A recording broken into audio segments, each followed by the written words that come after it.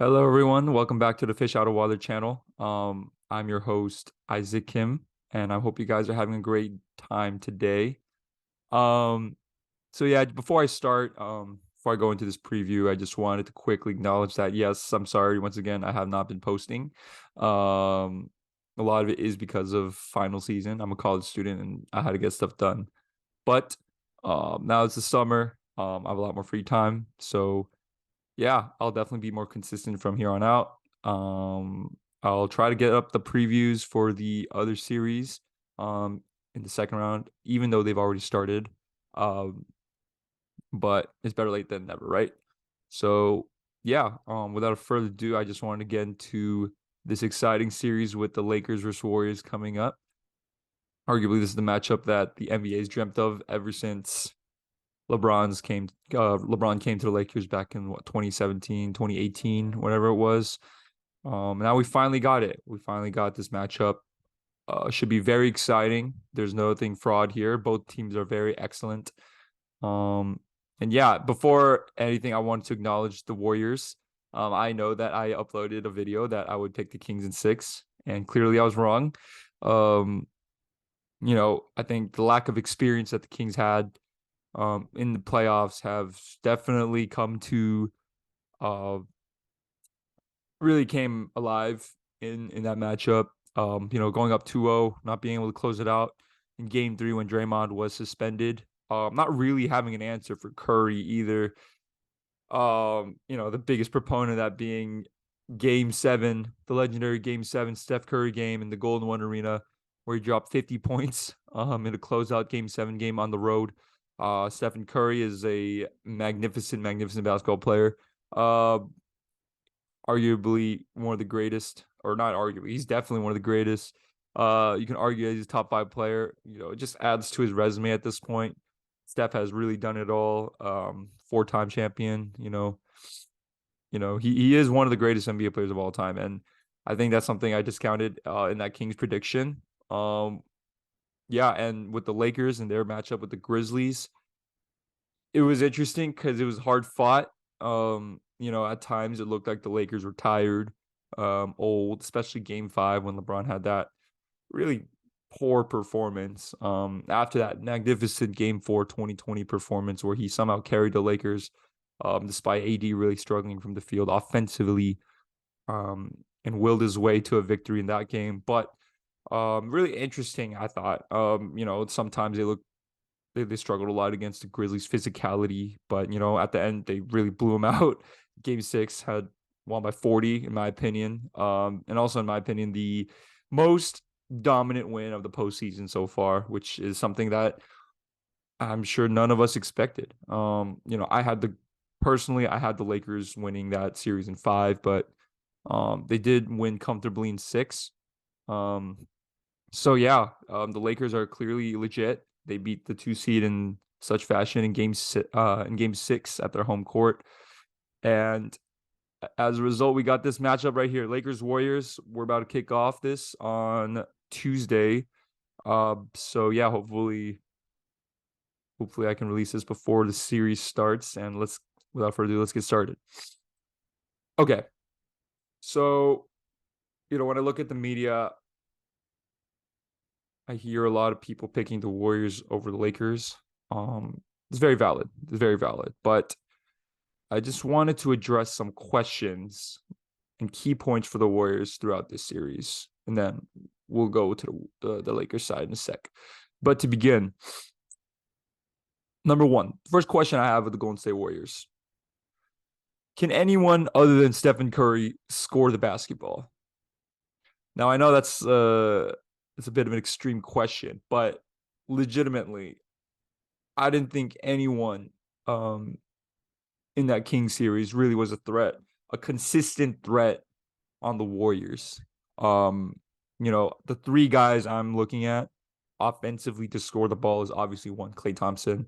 Um, Clay's been with Steph his whole career. The Splash Brothers are legendary, but you know he's come back from an incredible.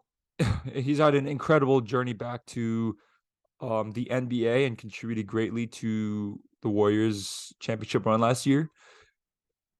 but it sucks to say he's definitely not the same player as he was before the Achilles and ACL injury. And if you include age, Clay's now looking at 30, I believe, or maybe past Clay, past 30. Yeah, he's 33 now. So age is definitely going to affect him a bit here.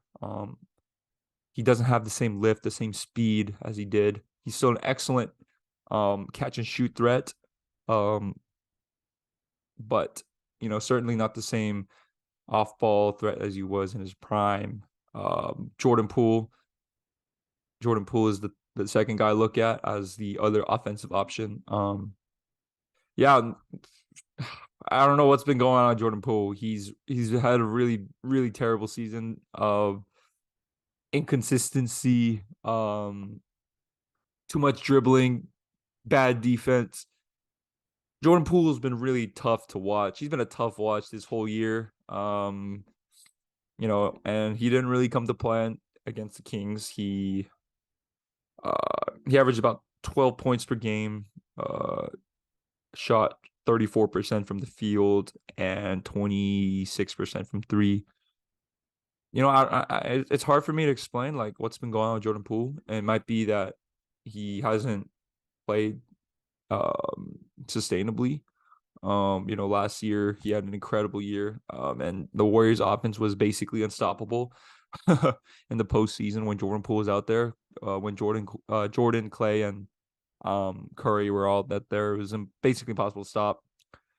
But yeah, I don't know. This year, um, he's been definitely off, and throughout this whole year, he's been really having a rough year, and at times really killing the flow of the offense, really hurting his team, on both ends of the court, which is like kind of tough because you just if you're the Warriors organization, you just paid this guy $140 million or something like that, being paid about $30 million a year, and he's become a liability on both ends for you. So yeah, we got to see if Jordan Poole steps up. And number three, the third person that I could see being a legitimate threat to score the ball other than Steph Curry on the Warriors is Andrew Wiggins. And, I think Wiggins is the safest bet out of the three of these guys. But then again, Wiggins is not the greatest, like, oh, get your shot kind of guy. He's really good at playing in the flow of the offense. He's really good at cutting off of Curry, setting screens, offensive rebounding, occasional isolation in the mid post area. But Wiggins is not the guy that you really want to create your shot for you kind of guy. He's not like that kind of guy. So yeah, there's a lot of questions with the Warriors. At the end of the day, I think it comes down to how the Lakers defend Curry. Steph is this gravity magnet where, obviously he's the guy that everyone's concerned about. And there's a miscommunication or someone sleeping that can lead to a wide open three or a cut or a layup for one of these guys. So it might not even matter. But each of the 4 wins that the Warriors had against the Kings, it required Steph Curry to play at an unbelievable level. And game 7, I think Clay shot 4 for 19. Jordan Poole was another no-show. Wiggins had like a steady 17, but it wasn't something that was dominant. It was more so playing off of the dominance and greatness of Steph Curry. The Warriors needed every single bit of that 50 points from Steph, and that's really an issue for me. If you stop Curry, is anyone else going to step up offensively and be able to create their own shot and be a real threat out there? Number 2, how will the Warriors overcome the size matchup against the Lakers? So yeah, I'm looking at 2 guys here, maybe 3. Obviously LeBron James, 6'9", one of the greatest players in NBA history. Personally, my greatest player of all time. The ageless wonder at 38, he's still dominating the game. He's a giant. And nowadays he's even, I guess you can consider him as a big. It's really interesting how versatile this man has been, but he's a 6'9" big / wing guard. And obviously, the man in the middle, to me, the best player on the Lakers, and I'm gonna say it, the best player in all of basketball, Anthony Davis. How are they going to stop these two?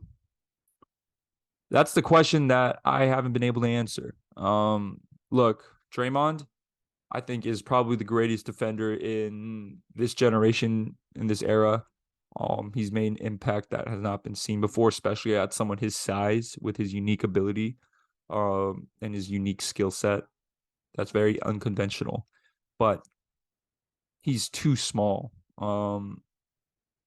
And especially offensively, I'm really having a hard time seeing how the Warriors are going to be able to stop this Lakers attack, getting to the rim, attacking the or stopping AD from averaging 35 a game. Yes, AD and LeBron didn't look the greatest against the Grizzlies. Uh, Especially LeBron sometimes. He looked very old and I guess also injured, but I think it was a mismatch thing. I think the Grizzlies matched up pretty well against the Lakers. They're one of the few teams in the NBA that can actually match their physicality and their gifts with their size. Obviously, um, they're not the most talented group, but they are one of the most physical groups in the league. I think that's a great way to counter LeBron and AD. And I think that's why you saw AD struggle a lot. He kind of got punked there sometimes, by Jaren Jackson offensively. And Xavier Tillman, it's really tough sometimes when you have to go against that physicality. But against the Warriors, I'm struggling to see where Draymond at 6'6", Kayvon Looney at 6'9", can really be a threat and really have a chance against these two guys. You know, some counters they can do to overcome the size mismatch. One, uh, rebounding and second chance opportunities. So when LeBron and AD are sagging off Kayvon and Draymond, to take advantage of, not really paying attention to their man. Wiggins and Looney got to be able to grab some O boards. And yeah, and that's another question I have with the series. Draymond and Looney are gonna have to be out there to be able to, match the size and physicality of LeBron and AD. What about the other end then? We're gonna have two rim protectors roaming in the paint, while Jared Vanderbilt is gonna be ball hawking Curry off the ball. He's gonna force him to cut. Um, there's this term called top locking, where basically, if Curry starts on the baseline, Vanderbilt's gonna give up the baseline cut every single time into the rim protection of LeBron and Anthony Davis. You know, um, is that going to be even feasible? Is it going to be possible to put Kayvon and Draymond out there on the offensive end?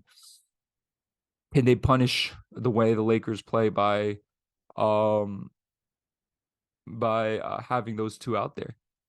Um, and for that specific scenario, um, I think going off the ball is basically impossible, especially if you want to put Draymond and Kayvon Looney out there. There's no way you can attack the rim, and also, it's just hard to score on those two at the rim, within the 3-point line with their size and mobility, with that top blocking scenario and scheme that the Lakers have mastered. And with throughout their matchups since the post trade deadline, um I understand that the Lakers haven't the Lakers and Warriors have like had injuries, and we haven't seen the teams at their best against each other. But one thing remains, and it's the fact that the Warriors really struggled to um match that scheme. And AD played in every single one of those games. The Lakers forced the Warriors to cut into that space, and at times they had a really hard time to counter. When the Lakers completely took the three away and forced Curry to go into the paint, forced uh whoever Jordan Poole to cut and try to make something within the 3-point line. That's when the Warriors struggled a lot. So the way to counter this is actually by either doing two things. One, you can go into straight isolation.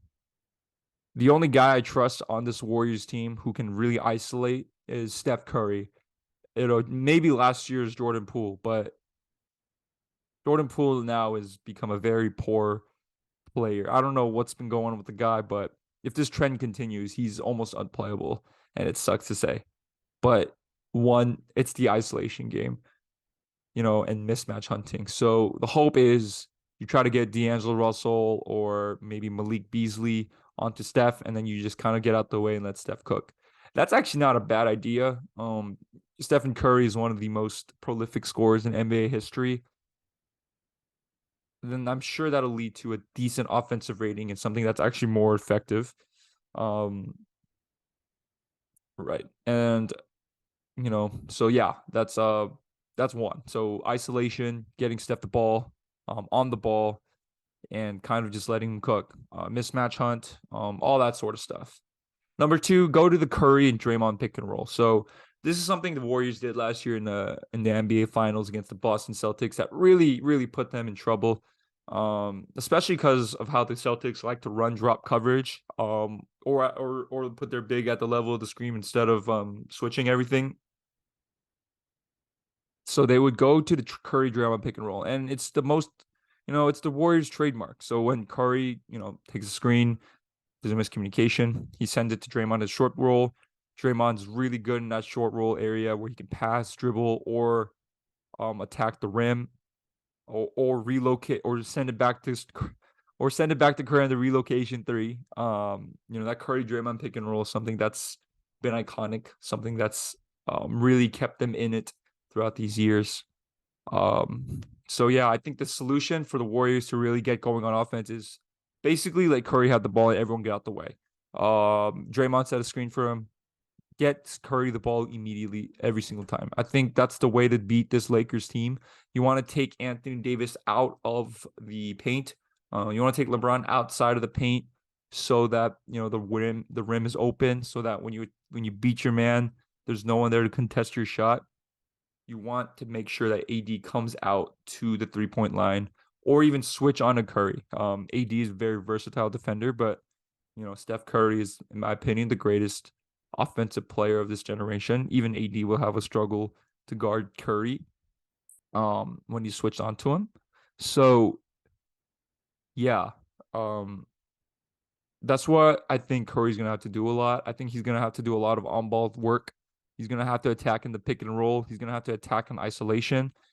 Hopefully guys like Jordan Poole, like I mentioned, Jordan Poole, Andrew Wiggins, and Klay Thompson can create their own shot and also attack in isolation. I don't know how to feel about that, especially coming off this past series when all three of them sort of struggled. Maybe not Wiggins more so, but more so Jordan Poole and Klay Thompson. So yeah, I think we're gonna see the Warriors play a lot of isolation, a lot of pick and roll with Draymond and Curry, occasionally Jordan Poole and Klay Thompson, to really try to get AD and LeBron outside of the paint so that the rim opens up for them.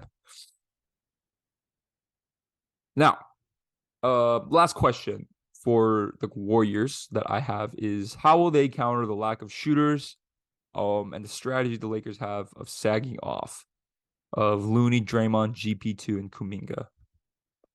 The reason why I asked that, I kind of mentioned it earlier, is that you're going to need Looney, Draymond. You might need GP2 and Kuminga just for the size and point of attack defense. That for GP2 that you're going to need to match up against the Lakers. It's really interesting because the Warriors don't really have any two-way players. The closest thing that they do have to that is Dante DiVincenzo. But, are you trusting DiVincenzo at 6'4" to guard LeBron, to switch on to AD to, ball hawk D'Angelo Russell or Austin Reeves consistently?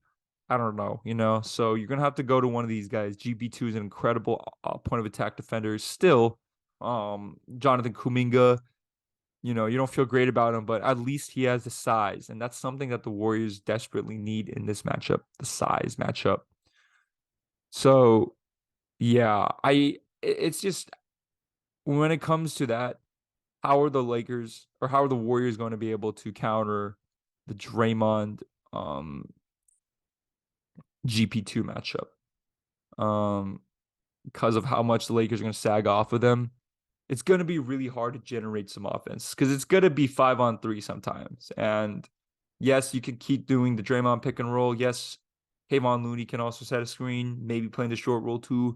You can have a creative counter to get Curry going downhill to attack the space, but it's going to be hard to consistently be able to come up with those unique scenarios and plays to attack that open space while the Lakers completely shut off the three, completely sag off of these guys. So, yeah, that's another question I have. And yeah, um, to beat that, I think a lot of it will come down to offensive rebounding, force the Lakers to, actually have to pay attention to these guys through the cutting, stuff like that, and actually being a threat. And, luckily enough, I think GP2 and Kuminga are decent enough cutters, especially Jonathan Kuminga, that can attack open space. But, there's no guarantees. I think the Lakers are going to be willing to give up that Kuminga cut over a Curry three or Curry getting the ball. So, yeah, that's my final question for the Golden State Warriors in this matchup. Um, and yeah, so on the Lakers side, the four questions I have for the Lakers. One, so who is going to guard Steph Curry? This is kind of an interesting question. A lot of people jump to Jared Vanderbilt. Um, yeah, Jared Vanderbilt is one of the best defenders in the NBA. Great perimeter player, incredible. He's done a great job on many players. To me, an all NBA defensive player type of talent. But, you know, then again, Jared Vanderbilt's still um I just don't know if it's the right type of matchup for him to succeed in. I think he's a guy that's more suited for Brandon Ingram or the KD, kind of those wing players. Even like Devin Booker, maybe. Curry's just so quick and slippery. You have to handle him off the ball too, which makes things really difficult. So yeah, that's like yeah, and I also think Warriors might be able to play Jared Vanderbilt off the floor because of how much they're going to leave him open. So that's going to be key point too. Can Jared Vanderbilt be a threat offensively? Kind of like how I mentioned with GP2 and Kuminga. Um, Draymond's going to completely roam off of him. What's going to happen is, AD's going to get the ball in the high post. Draymond's going to completely leave his man. He's going to completely leave Jared Vanderbilt wide open in the corner, and they're going to dare him to shoot. Um, is he going to be able to make those shots consistently? That's going to be a big theme. And if he can't, that's your best defender, best perimeter defender. That's not going to be able to, um, guard Curry, and then you're going to have to rely on Dennis Schroeder, who I think is the second guy that can actually give Curry, or that has a chance against Curry to at least slow him down a bit. And it's a little different from Jared. Like Dennis Schroeder is more of a speed guy. He can match Curry through his speed and quickness. Not more so the length that Jared Vanderbilt provides, but Dennis Schroeder is very very fast, very quick. He can match Curry's quickness. So at the point of attack, he might not be a bad option. But then you're also giving up your biggest strength. If you do put Dennis Schroeder in, and that's your size advantage, because Dennis Schroeder is 6'1", 6'2", very small point guard. So yeah, there's just a lot of like trade-offs that I see with the Lakers guarding Steph, specifically on the ball. Um, yeah, and when I think of the matchups, I'm thinking of Austin, like let's say, for example, let's just go with the starting lineup. We put Jared Vanderbilt on Steph Curry, Austin on Clay, D'Angelo Russell on Wiggins, LeBron on Draymond, AD on Looney. There's a size mismatch there. Especially with the Wiggins matchup. Is Wiggins gonna kill us on kill the Lakers on the boards? Is Looney gonna kill the Lakers on the boards? Specifically that wing area. There's certainly a mismatch there. Um, so yeah, that's the biggest question I have with them. Number two, um, I have four questions for the Lakers, but I'll combine number two, number three. How will LeBron and AD dominate offensively? Or maybe not dominates the word. How will LeBron and AD play offensively? Because I think defensively, both of them will be fine. I think they're going to be able to use their size, but LeBron has not looked that great, to be honest, against the Grizzlies. Ever since his foot injury, he's definitely looked a little injured. He's definitely playing through some pain, or something. He's not at 100% for sure. So the question is, how will LeBron play? I kind of mentioned it earlier, but it was a little bit of a mismatch against the Grizzlies. The Grizzlies matched up pretty well against the Lakers. They really were able to match the physicality of LeBron and AD, but and I think that led to LeBron having some subpar performances. But at the end of the day, I can't just say LeBron's going to dominate offensively because of how limited he's looked recently. I do think he has a better chance against Wiggins than he does against Dylan Brooks, and the other Grizzlies defenders. I think the Grizzlies had a lower, or like Dylan Brooks had a lower center of gravity. He is a much stronger. He's very strong. That's kind of how he plays defense. He uses strength really well. Wiggins is gonna have to guard LeBron a lot in this series, but I think Wiggins is more so a perimeter guy. He's good attacking perimeter players on defense.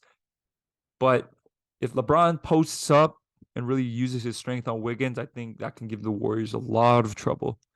Um, so you might have to see uh, Draymond on LeBron, and to me, I don't think that's very ideal for the Warriors because you want to use Draymond as a rim protector and as a help side defender, especially on LeBron.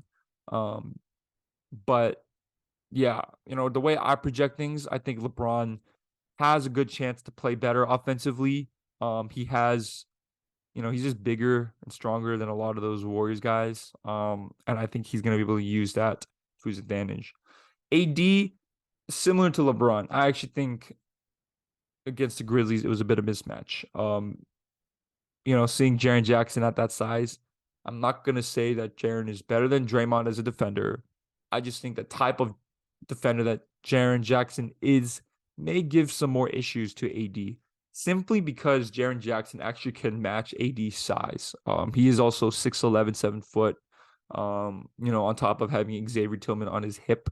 But Draymond is 6'6", 6'7". He's not the tallest. He does have a 7'3" wingspan, but AD's wingspan is something that we haven't seen before. I think in game 6, AD's dominance and his catch radius as a lob threat was demonstrated. And I just don't think that Draymond or Kayvon Looney is going to be able to match AD's size. And the big issue with AD and the big question is his mentality. If he was gonna get punked around like Sabonis did. I can't speak to that because I know Kayvon and Draymond's gonna really dog him, really get into him, really get physical with him. But it's really up to AD. Is he gonna master physicality? Is he gonna try to fight through what they're trying to do? Is he gonna dominate? Is he gonna let them get in his head? That's up to him. But in terms of his size, I think he can really take advantage of that.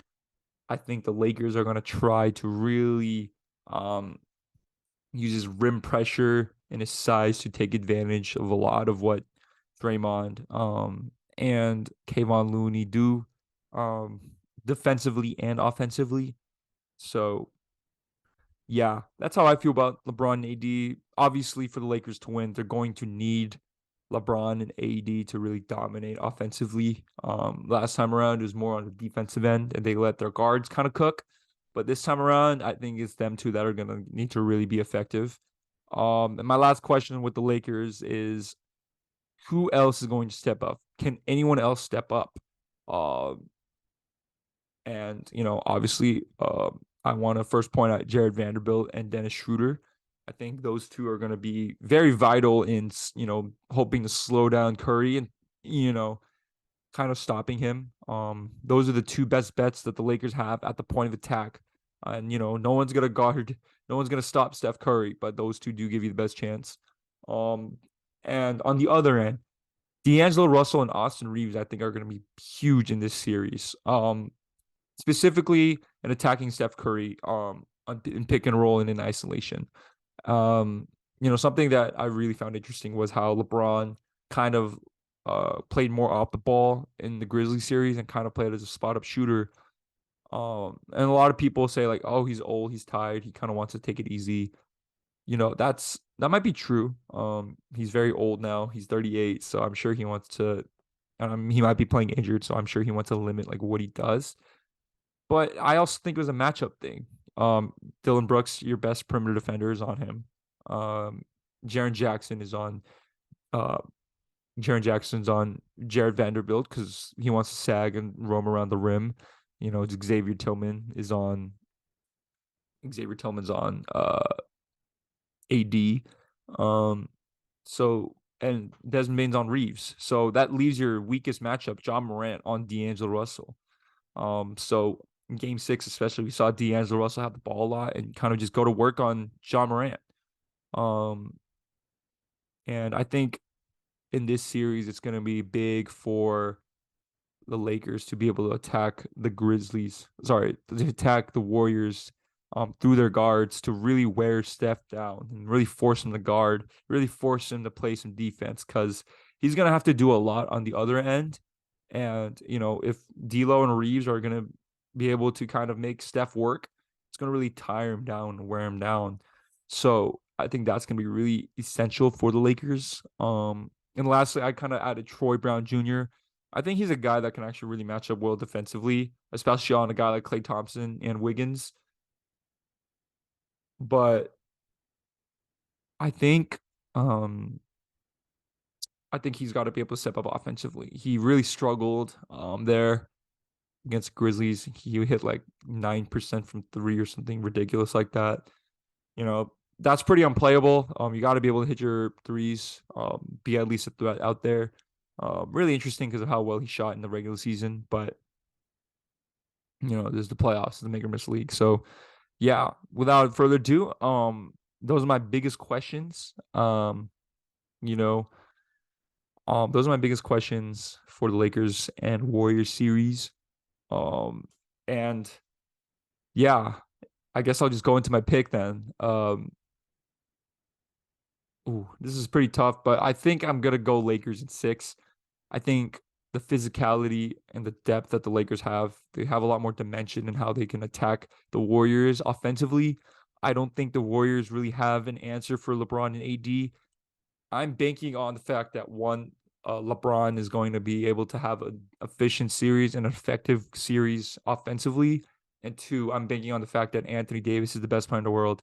I know you guys think I'm crazy for saying that, but I think what happened in game 6, I don't think I've ever seen anyone do that. I don't think anyone in the league can do what he did defensively. To me, he has the highest defensive ceiling or honestly, he has the highest two-way ceiling in the whole NBA. Get out of there with Giannis. Giannis cannot be nearly as good as AD offensively. We saw it in the series against the Miami Heat where he basically got locked up by Bam Adebayo. I'll go into that later. But Anthony Davis, best two-way ceiling in the league. To me, he's the best player in the league. And this is the series for him to show it. If I'm wrong, most likely the Warriors are going to win. If Anthony Davis is not the best player in the world, it's Steph Curry. And if the Warriors win, I think it's because Steph Curry is the best player in the world. Because when I look at this team, I look at a lot of when I talk about the Warriors here, I look at a lot of lack of dimension. There's a lot of guys who are very one way. Either you're an elite defender or you can't do anything offensively, or you're an elite offensive player that can't do anything defensively. You know, I look at a guy like Jordan Poole, who's supposed to be a um, big step up for um the Warriors as a second ball handler, but who's really failed to get it going this year. I look at Klay Thompson, who's been so inefficient and so maybe not inefficient, more so like inconsistent as a shooter. He doesn't have the same lift and mobility as he did. He's making some tough shots. He's still a better player, in my opinion, than a guy like Austin Reeves. But there's a lot of questions with Klay. I'm not as comfortable with Klay, or I'm not as confident in Klay as I was well, obviously like three years ago, whenever his ACL tear was, his Achilles tear was. Um, and there's just a lot of questions I have. I think that top blocking strategy is gonna really affect the Warriors defensively or offensively and really get them out of a flow. Um, and lastly, I think AD is just gonna be too big. I think the size thing is gonna really wear down on the Warriors. And yes, we saw Kayvon Looney just come off a 9 offensive rebound game where he completely punked Sabonis. But the Lakers have a lot more size than the Kings do. Vanderbilt, LeBron, AD are incredible rebounders. D'Lo, Austin, they're 6'4", 6'5" each, and they're both tall enough to also box out and get the rebound. They're versatile. And off the bench, you got guys like Rui Troy, Rui Hachimura, who I didn't even mention yet, and Troy Brown Jr. So, yeah, I think it's gonna come down to those guys. It's really gonna come down to AD, LeBron, and Steph. Obviously, I think the role players are gonna play a factor in determining who is the better player and who has a better performance. But my bet here is on Anthony Davis being the best player in the world.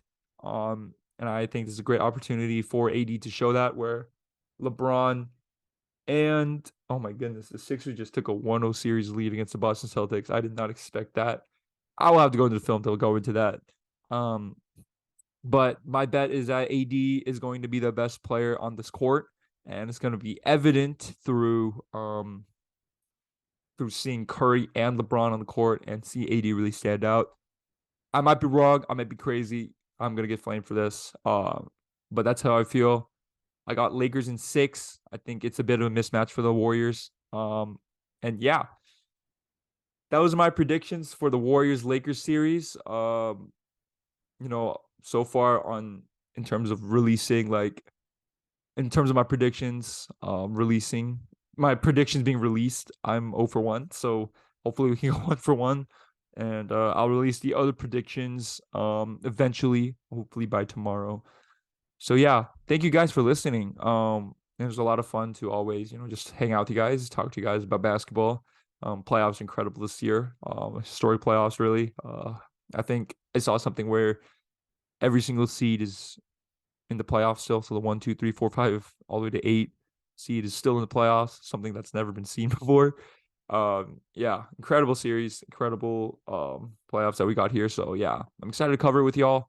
If you can subscribe, leave a like, and comment any opinions that you have. Please comment if you think I'm crazy. And yeah, without further ado, thank you guys for listening. I'm Isaac Kim, and this is the Fish Out of Water channel, and I hope you guys have a great day. Bye.